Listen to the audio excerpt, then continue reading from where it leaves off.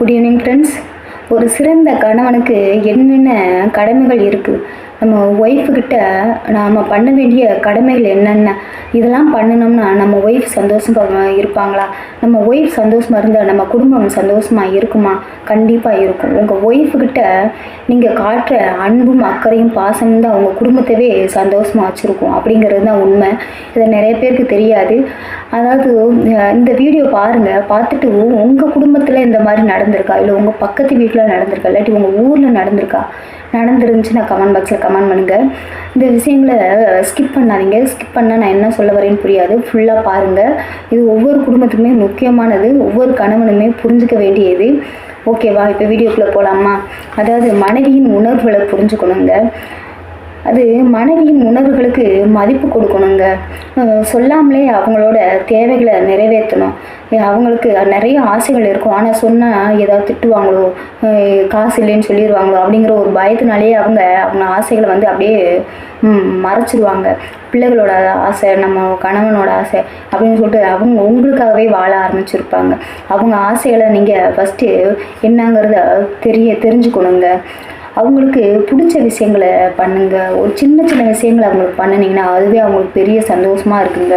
அவங்களுக்கு பிடிக்காத விஷயங்களை பண்ணாதீங்க. அவங்க இதை செய்யாதீங்க அப்படின்னு சொல்லும் போது ஒரு சிலர் வீட்டில் பண்ணுவாங்க. அப்படி பண்ணாதீங்க. அவங்க செய்யாதேன்னு சொல்கிறாங்கன்னா அதில் ஏதாவது ஒரு காரணம் இருக்கும், அது ஏதாவது தப்பான விஷயமா இருக்கும். அதனால் அவங்க வேணான்னு சொல்கிற விஷயத்த பண்ணாதீங்க. அப்படி பண்ணாமல் இருந்தீங்கன்னாவே அவங்களுக்கு உங்கள் மேலே நம்பிக்கை அதிகமாகும். மனைவி சிரித்தா நீங்களும் சேர்ந்து சிரித்து அவங்க கூட உட்காந்து பேசுங்க, சரிங்களா? அவங்க கஷ்டத்தில் இருக்கும்போது அவங்க கண்ணீரை துடைக்கணும்னு அவங்க நினைப்பாங்க. அதனால் அவங்கள புரிஞ்சுக்கிட்டு நீங்கள் பக்கத்தில் உட்காந்து ஆறுதலாக 2 வார்த்தை பேசுங்க. அவங்க கையை பிடிச்சி உனக்கு நான் இருக்கேன்னு சொல்லுங்கள். அவங்க பேச்சுக்கு மதிப்பு கொடுக்கணுங்க. அவங்க ஏதாவது சொல்ல வர்றாங்கன்னா அவங்க தட்டி கழிச்சிட்டு அவாய்ட் பண்ணிட்டு போகாமல் இருந்து அவங்க என்ன சொல்கிறாங்க அப்படிங்கிறத கொஞ்சம் நேரம் பொறுமையாக கேளுங்க.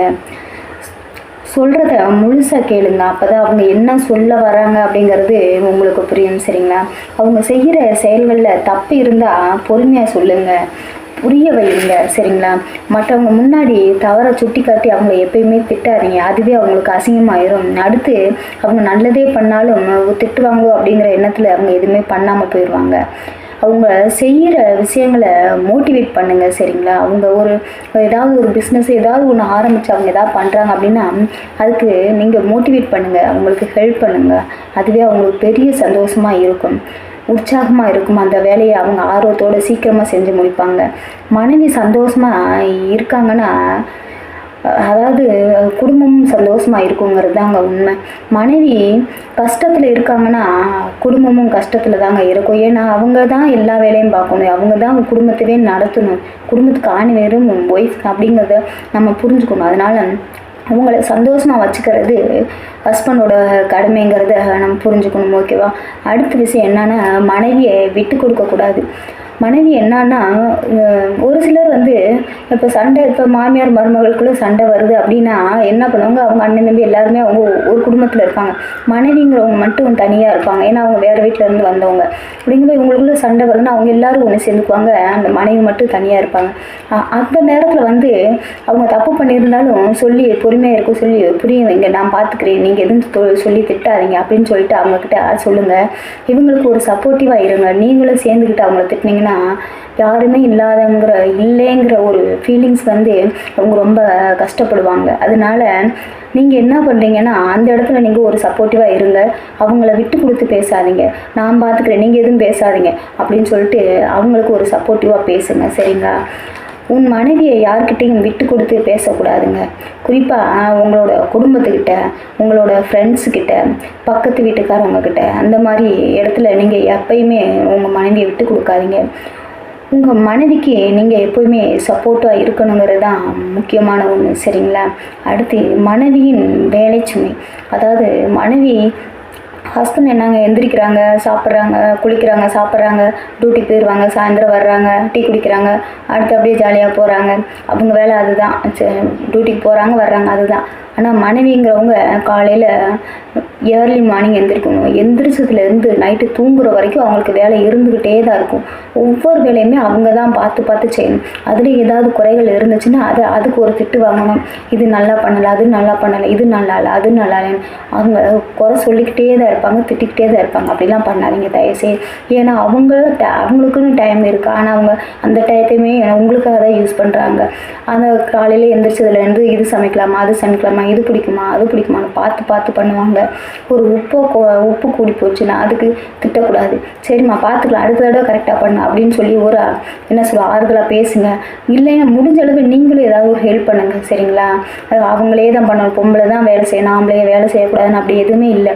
உங்களால் முடிஞ்ச வேலைகளை, இல்லை பிள்ளைங்க இருக்காங்க, பிள்ளைங்களை கிளப்பி விடுறது, அந்த மாதிரி சின்ன சின்ன வேலைகளை உங்கள் வேலைகளை கூட நீங்கள் பார்த்துக்கிட்டிங்கன்னா அவங்களுக்கு ஒரு வேலை குறையும். அந்த மாதிரி சின்ன சின்ன வேலைகளை அவங்களுக்கு செஞ்சு அவங்களுக்கு ஒரு சுமையை குறைக்க பாருங்கள். ஒரு சப்போர்ட்டிவாக இருங்க. சரிங்களா?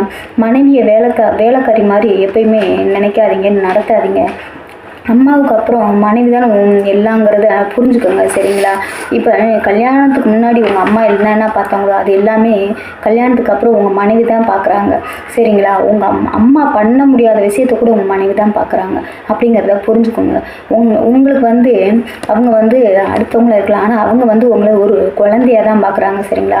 அவங்களுக்கு வீட்டுக்கு வந்தோடனே நீங்கள் தான் அவங்களுக்கு ஃபஸ்ட்டு குழந்தைங்கிறத புரிஞ்சுக்கோங்க. சரிங்களா? அது மாதிரி அவங்கள நீங்கள் அம்மாவை நினச்சிக்கோங்க. மனைவி என்பவர்கள் கல்யாணத்துக்கு பின் உங்களுக்கு ஒரு தாயாக தான் இருக்கிறாங்கிறத புரிஞ்சுக்கணும். சரிங்களா? வேலையில் குறைகள் இருந்தால் கோவப்படாதீங்க, அதை பொறுமையாக சொல்லி புரிய வைங்க. உங்களால் முடிஞ்ச வேலைகளை நீங்களும் செய்யுங்க. உங்கள் வேலைகளை கூட நீங்களே செஞ்சு அவங்க வேலையை குறைங்க. அவங்களுக்கு உதவியாக இருக்கணுங்க. அது பாவம். ஏன்னா ஒரு பெண்ணோட கஷ்டம் இன்னொரு பெண்ணுக்கு தான் புரியுங்கிறது. நம்ம கூடவே இருக்கிறோம், அவங்க என்னென்ன வேலை செய்கிறாங்க அப்படிங்கிறது உங்களுக்கு தெரியாமல் இருக்காது. அதனால் நீங்களும் கொஞ்சம் அவங்க மேலே இறக்கப்பட்டு அவங்கள புரிஞ்சு நடந்துக்காங்க. சரிங்களா? அதுவே அவங்களுக்கு மிகப்பெரிய மகிழ்ச்சியை தரும், கொஞ்சம் சுமைகளை குறைக்கும். சரிங்களா?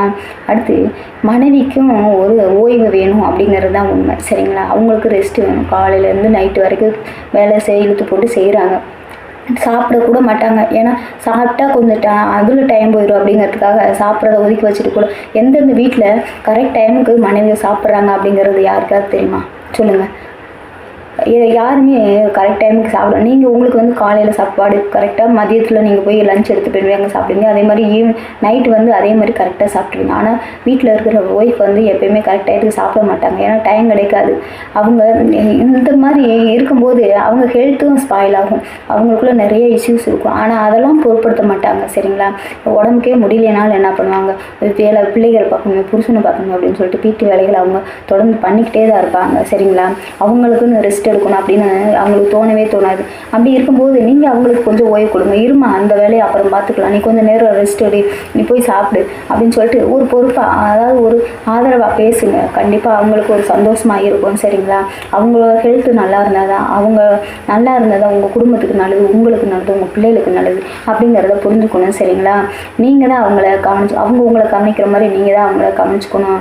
அதாவது காலையில் எழுந்துலேருந்து நைட்டு வரைக்கும் அவங்க செய்கிறாங்க, வேலை செய்கிறாங்கல்ல, கொஞ்சம் ஒரு மணி நேரம் 2 மணி நேரம் ரெஸ்ட் எடுத்து மற்ற வேலையை பாருமா. வீட்டில் இருக்கிறவங்க சும்மா தான் இருக்கிறாங்க அப்படின்னு எப்பயுமே சொல்லாதீங்க. சரிங்களா? ஒவ்வொரு நாளும் என்ன சொல்கிறதுன்னா ஒவ்வொரு வேலையுமே அவங்க தான் பார்த்து செய்யணும்.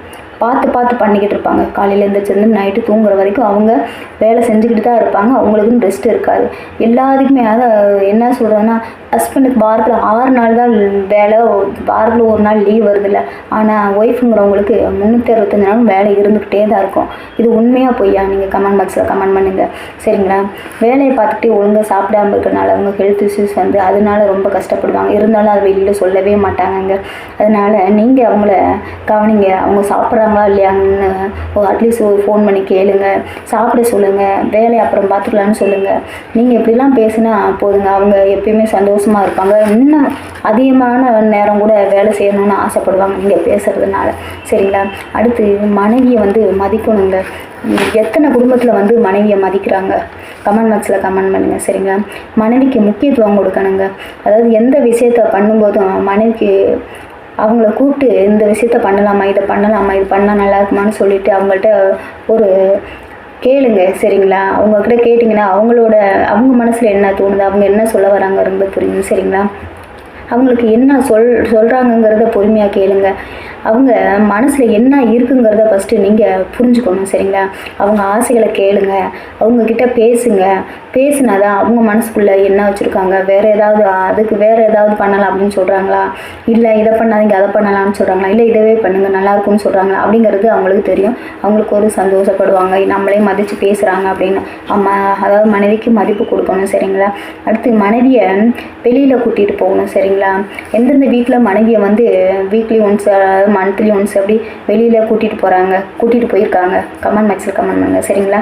அதாவது அவங்களுக்கு பிடிச்ச இடங்களுக்கு அவங்கள எப்பயாவது ஒரு நாள் கூட்டிகிட்டு போங்க. வீட்டிலேயே இருக்கிறாங்க, வேலை பார்த்துக்கிட்டே இருக்கிறாங்க.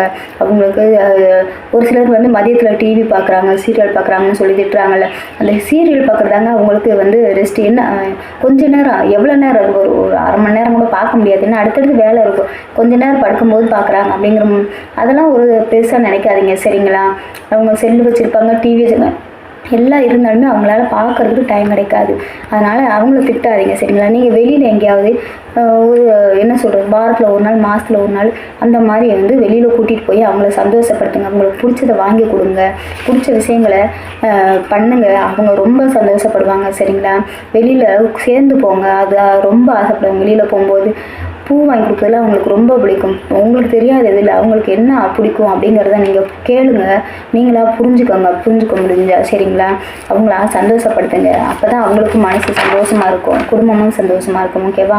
அடுத்து குடும்ப வரவு செலவு. குடும்ப வரவு ஒரு சில விஷயத்தில் ஒரு சில குடும்பத்தில் என்ன பண்ணுவாங்கன்னா செலவுகளை மட்டும்தான் சொல்லுவாங்க, வரவு சொல்லவே மாட்டாங்க. அவங்க சம்பளம் எவ்வளவோ அப்படிங்கிறத சொல்ல மாட்டாங்க. குடும்பத்துக்காக செலவு பண்ணதை சொல்லுவாங்க, ஆனால் அவங்க செலவு பண்ணுறத சொல்ல மாட்டாங்க. குடும்பத்துக்காக வீட்டு செலவுக்காக காசு அதுக்கு போட்டேன் இதுக்கு போட்டேன்னு சொல்லி செலவு பண்ணாங்க. நம்மகிட்ட கொடுத்தது செலவு கணக்கு காட்டுவாங்கல்ல, ஆனால் அவங்க இதுக்கு வெட்டியாக செலவு பண்ணியிருப்பாங்க. அது ஒன்றுமே பிரயோஜனமே இருக்காது. அவங்க வெட்டியாக செலவு பண்ணியிருப்பாங்க, ஆனால் வந்து அதில் கணக்கில் அதை பெருசு பண்ணவே மாட்டாங்க. அப்படி இருக்காதீங்க. குடும்பத்தோட வரவு செலவு, இவ்வளோ சம்பளம் வந்துச்சு, இவ்வளோ குடும்பத்துக்கு போட்டுக்க, இவ்வளோ சேமிப்பு இருக்குது அப்படின்னு சொல்லிட்டு சின்ன சின்ன விஷயத்தில் கூட அவங்கள்ட்ட சொல்லுங்க. உண்மையாக இருங்க, நேர்மையாக இருங்க. நீங்கள் உண்மையாக இருந்தால் தான் அவங்களும் உங்கள்கிட்ட உண்மையாக இருப்பாங்க. அவங்க எப்பயுமே உங்கள்கிட்ட உண்மையாக இருக்கணும்னு நினைப்பாங்க. அதாவது ஒய்ஃபு ஒரு சில விஷயத்தில் சொல்லுவாங்க, அங்கே போய் நிற்காது, அவங்க கூட பேசான்னு சொல்கிறாங்கன்னா அது தப்பு இல்லைங்க. அவங்க வந்து உங்களை வந்து சந்தேகப்படலை சரிங்களா. அதாவது தன்னோட ஹஸ்பண்ட் வந்து மற்றவங்க கூட பேசக்கூடாது, அவங்க மேலே அன்பு அதிகமாக வச்சுருக்கனால தான் அவங்களுக்கு அப்படி ஒரு எண்ணம் தோணுது சரிங்களா. அதை தப்பாக நினச்சிக்காதீங்க. அளவுக்கு அதிகமான அன்பு யார்கிட்ட இருந்தாலுமே சரி, அடுத்தவங்ககிட்ட பேசினாலோ அவங்க கூட போனாலோ உட்காந்தாலோ அந்த பொசிசிவ்னஸ் இருக்க தான் செய்யும், கண்டிப்பாக இருக்கும். இது யார் குடும்பத்துமே இல்லாமல் இருக்காது சரிங்களா. அதனால் இதெல்லாம் தப்பாக நினச்சிக்காதீங்க சரிங்களா. ஒருத்தர் புரிஞ்சு விட்டு கொடுத்து சந்தோஷமாக இருங்க. வீட்டில் இருக்க மனைவிக்கு ஹெல்ப் பண்ணுங்க. அவங்க மனசை புரிஞ்சுக்கோங்க. அவங்க செய்கிற ஒவ்வொரு காரியமும் உங்கள் குடும்பத்துக்காக, உங்களுக்காக, உங்கள் பிள்ளைகளுக்காகங்கிறத புரிஞ்சுக்கோங்க சரிங்களா. இந்த வீடியோ பிடிச்சிருந்தா லைக் பண்ணுங்கள், ஷேர் பண்ணுங்கள், கமெண்ட் பாக்ஸில் கமெண்ட் பண்ணுங்கள். சப்ஸ்கிரைப் பண்ணாமல் இருந்தீங்கன்னா சப்ஸ்கிரைப் பண்ணுங்கள். வாரத்தில் 3 வீடியோ போட்டுருக்கேன். ஞாயிற்றுக்கிழமை, புதன்கிழமை, வெள்ளிக்கிழமை ஈவினிங் 5 o'clock மேலே டெய்லியும் ஷார்ட்ஸ் போட்டுட்ருக்கேன். ஒரு நாள் விட்டு ஒரு நாள் மதியத்தில் லைவ் போட்டுட்ருக்கேன், அதையும் பாருங்கள். ஓகேவா. Thank you friends.